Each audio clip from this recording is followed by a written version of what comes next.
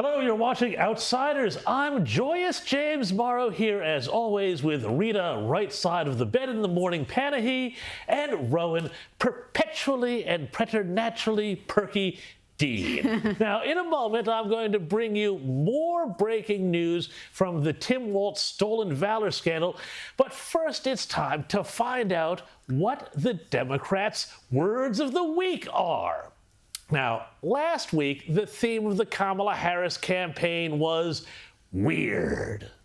But then they went and picked a guy for running mate who appears to have lied about his war record and did things like signing a bill to put tampons in boys' high school bathrooms. And, well, you know, after all that, the weird attack on the Trump-Vance ticket didn't look like it was going to stick. So what did they do? Well, this week, they've picked some new words to pump out through the Democrat media industrial complex. Words like joy.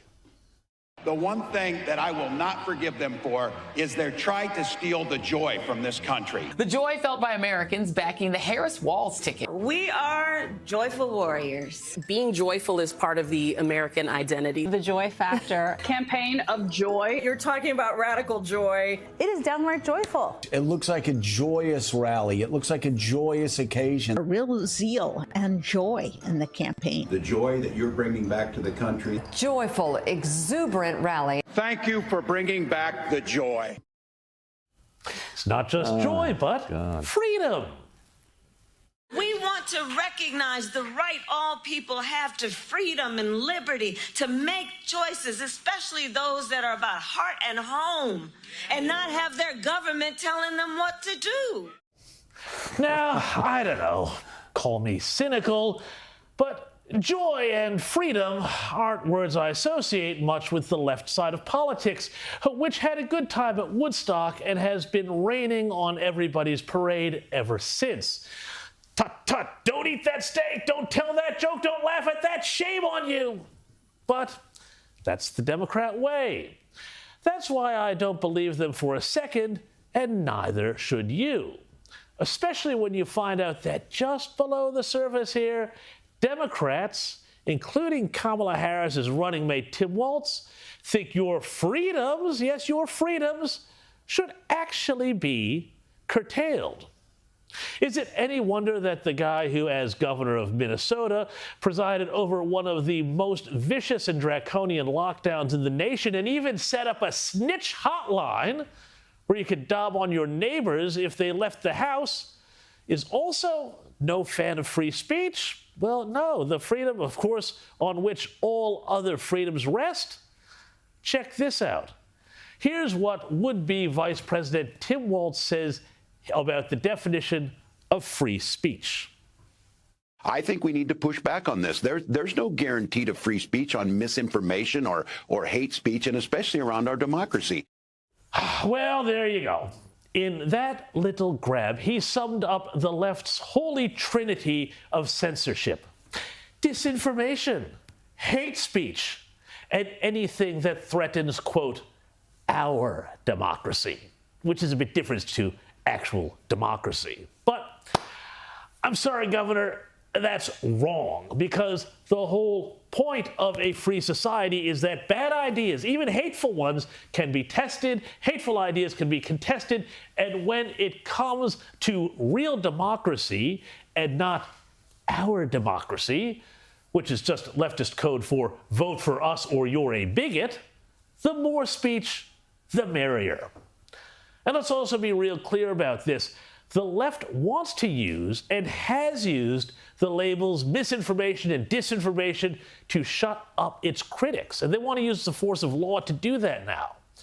They did it during COVID, and new vision now, I want to share this with you, has emerged of members of the Biden-Harris team working out ways to get evidence of Joe Biden's mental decline, evidence we showed you every week for years on this program, shut down as misinformation.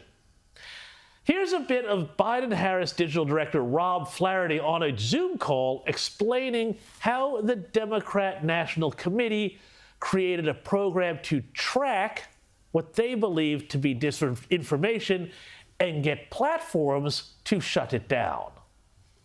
One of the smartest things that I think the party did itself was over the last couple of years, they actually invested in a team that Tim runs, and you'll hear from Tim, to detect and track misinformation and misinformation narratives in the sort of various corners of the internet, and then actually go out and flag it to platforms as a violation of their policy. Now, we got to then wonder, what sort of things might they consider misinformation or disinformation?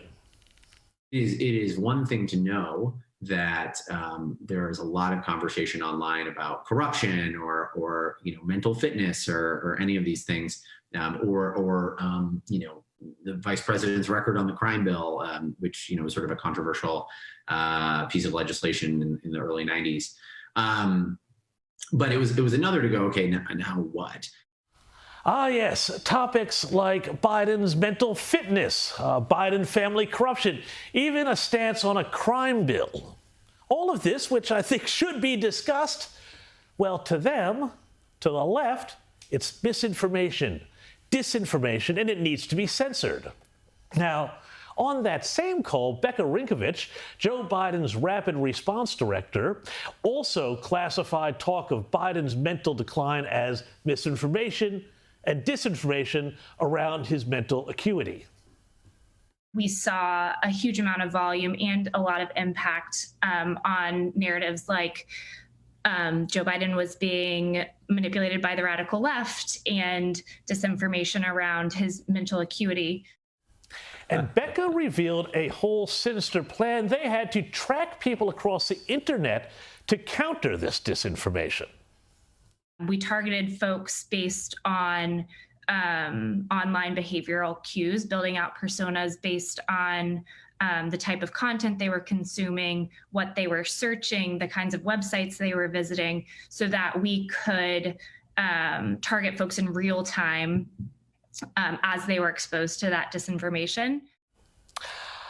Well, there you have it. The White House, people working for Joe Biden and the Democrats, talking about targeting people for spreading narratives that they found unhelpful, which they then call misinformation. Now, when you take this along with other data we've seen in so-called Twitter files about the way the White House directly heavied social media platforms, including the pre-Elon Twitter, or X as it is now, to again shut down unhelpful, but as would later turn out to be true, narratives about Biden's health and much else, including COVID besides, that doesn't sound much like the freedom that they're talking about, does it?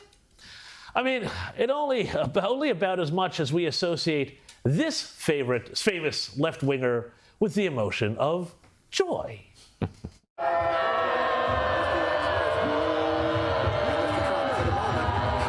a great honor to be able to introduce for the first time ever anywhere the 45th. No! Now, we got some more breaking news here from the growing scandal of vice presidential nominee Tim Waltz and claims that he lied about his military record.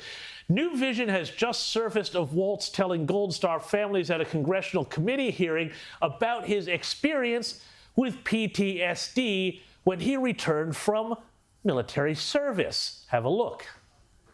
And both of you, with your keen understanding of how this works, especially from National Guard families, I can tell you this, having been one of those that came back, we were in support of OEF, but sitting in there with OIF veterans, when we came back, they showed us the horse whisperer and told us to be nice when we went home. And that was the extent of it. That was in 2004. Now, I'm proud to say that because of the people sitting in here and people who came before me, things have changed over the last 4 years. Gosh, you see what he does there? He's implying that he came back from Afghanistan or Iraq, but in fact, the only thing he didn't come back from is in fact, he came back from Italy. This issue keeps getting worse and worse for the Democrats. And the fact that the Democrats had to have known about these problems with Tim Waltz and still picked him, well, to me, that shows just how contemptuous they are of military service and the American voter.